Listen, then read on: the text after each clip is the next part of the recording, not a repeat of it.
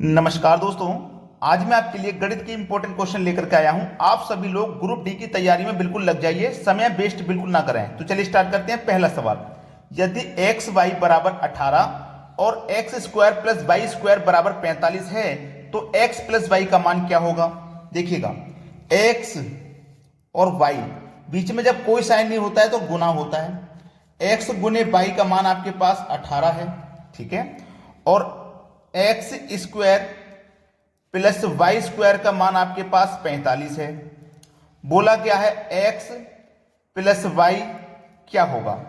आपको कोई दो संख्या ऐसी लेनी है जिनका आप गुना करेंगे तो 18 आ जाए, फिर जिनका स्क्वायर करके जोड़ोगे तो 45 आ जाए, ठीक है। अगर यहां पे दोनों कंडीशन सेटिस्फाई ये हो गई तो वही एक्स और वाई का मान होगा। तो चलिए हम दो संख्या कौन कौन सी ले सकते हैं। यहां पे अगर मैं x का मान 6 ले लूं और y का मान 3 तो 6 तिया मैं करूंगा 18 हो जाएगा।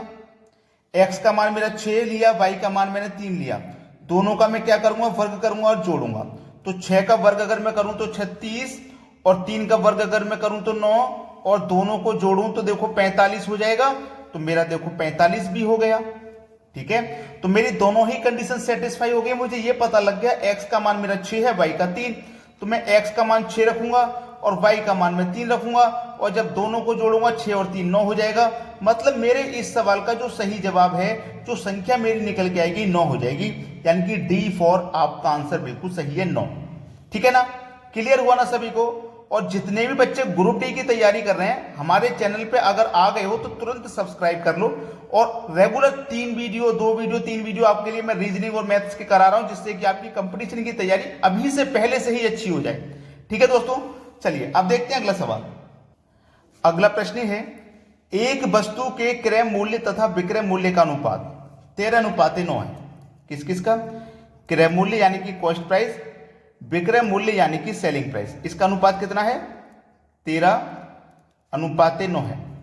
यदि वस्तु पर 320 रुपए की हानि होती है, ध्यान रखना 320 रुपए की हानि होती है, तो क्रय मूल्य विक्रय मूल्य का जोड़ कितना है। बहुत अच्छा सवाल। देखो, अगर मैं कॉस्ट प्राइस मेरा 13 रुपया है और मैं उसे बेच रहा हूं 9 रुपए में, सेलिंग प्राइस का मतलब बेचना। अगर मैं 13 रुपए की चीज को 9 रुपए में बेचूंगा तो हानि कितने की होगी, 4 की होगी। तो अनुपात में देखो हानि 4 की है और रुपए में हानि कितने की है, 320 की है। तो 4 अनुपात बराबर 320, तो 1 अनुपात के बराबर कितना हो जाएगा, 80 हो जाएगा। तो 4 अनुपात का मान 320 तो 1 अनुपात का 80, ठीक है। अब उसने बोला है कि मूल्य विक्रय मूल्य और क्रय मूल्य दोनों का जोड़। देखो 1 अनुपात का बराबर 80 और क्रय मूल्य और विक्रय मूल्य दोनों का जोड़ पूछा है। तो चाहो तो आप दोनों को अलग अलग निकाल के जोड़ लो, चाहे दोनों को अनुपात में ही जोड़ के निकाल लो। जैसे 13 और 9 को मैं जोड़ूंगा तो 22 हो जाएगा, ठीक है। दोनों का अनुपात मिला के 22, एक अनुपात की वैल्यू 80 है तो 22 की कितनी हो जाएगी, 80 से गुना 1 कर दो, 0 आ जाएगा लास्ट में। 8 दूने का 16 का 6, हासिल लगा 1, 8 दूने का 16 और हासिल का 1 17, तो 1760 हो जाएगा दोनों का जोड़। मैंने दोनों को जोड़ के ही तो गुना किया है। अगर मैं पहले कॉस्ट प्राइस का निकाल लेता फिर सेलिंग प्राइस का, दोनों को जोड़ूंगा तब भी 1760 ही आ जाएगा। तो मेरा डी ऑप्शन यहां पे प्रश्न का बिल्कुल सही जवाब है और आप सभी को भी अच्छे से समझ में आ गया होगा। अब देखते हैं अगला सवाल। अगला प्रश्न है, यदि किसी टैंक का 1/3 भाग भरे होने पर उसमें 240 लीटर पानी आ जाता है तो आधा भरे होने पर उसमें कितना पानी होगा। देखिएगा, कोई एक टैंक है, ठीक है। अब जिसमें क्या होता है, 1/3 भाग भरे होने पर 240 लीटर पानी आता है। 1/3 भाग भरे होने पर तो जो भरा हुआ भाग है मैं उसे माइनस कर दूंगा इस टैंक में से। 1/3 भरा हुआ इसे मैं माइनस कर दूंगा, तो 2 1 कम 2, 2 में से माइनस करेंगे 1, तो भाई 3 1 कम 3, 3 में से माइनस करेंगे 1, तो बचेगा 2/3। कितना बचा भैया, 2/3। देखो मैंने भरा हुआ भाग खाली कर दिया, तो ये मेरे पास बचा हुआ जो भाग है वो कितना है, खाली वाला, ठीक है। अब जब खाली भाग बचता है तो उसमें 240 लीटर पानी आ जाता है, 240 लीटर पानी इसमें आ जाता है। बस इसी को तो सरल करना है, सवाल खत्म हो गया भाई आपका। भाई आपका सवाल खत्म हो गया, कुछ नहीं करना। देखो 2 से आप इसको कटा दोगे, बराबर में संख्या आमने सामने कटती हैं तो ये कट जाएगा, 2 1 कम 2, 2 दूनी का 4 और 1 0, 120 बार में। अब 3 का गुना 120 से करोगे, भाई 3 का गुना 120 से करोगे तो कितना हो जाएगा, 360 हो जाएगा। अब ये पूरी टंकी 360 लीटर की है, पूरी टंकी। उसने पूछा है आधा भरे होने पर, ये तो हमने पूरी टंकी का मान निकाला है, पूरी टंकी में कितना आएगा 360 लीटर आएगा।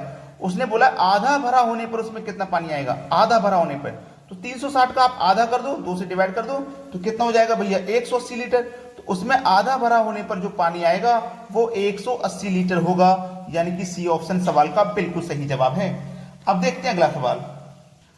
अगला सवाल है 60 आदमी 14 दिन में 280 किलो चावल खाते हैं, तो 30 आदमी कितने दिन में 120 किलो चावल खा लेंगे। ये जो फॉर्मूला है ना टाइम एंड वर्क का लगेगा, जिसमें मैं आपको लिख दूं M1 D1 T1 पूरे का बटा W1 बराबर M2 D2 T2 पूरे का बटा W2। अब इसमें से जो वैल्यू प्रश्न में दी गई है वो हम लिख देंगे। M की वैल्यू दी गई 60 आदमी तो 60 लिख देंगे। D फॉर दिन दिया गया 14 दिन तो 14 लिख देंगे। टाइम की वैल्यू नहीं दी गई है, जैसे 3 घंटे प्रतिदिन कह रहा है, 4 घंटे प्रतिदिन, वो नहीं दिया गया तो उसे छोड़ देंगे। W फॉर वर्क, वर्क आपको दिया गया है 280 किलो चावल खाने का, तो 280 लिखोगे।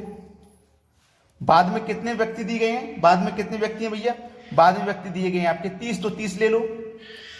कितने दिन में खाएंगे, यानी कि D2 पूछ रहा है, वर्ग कितना है 120 किलो चावल खाने का।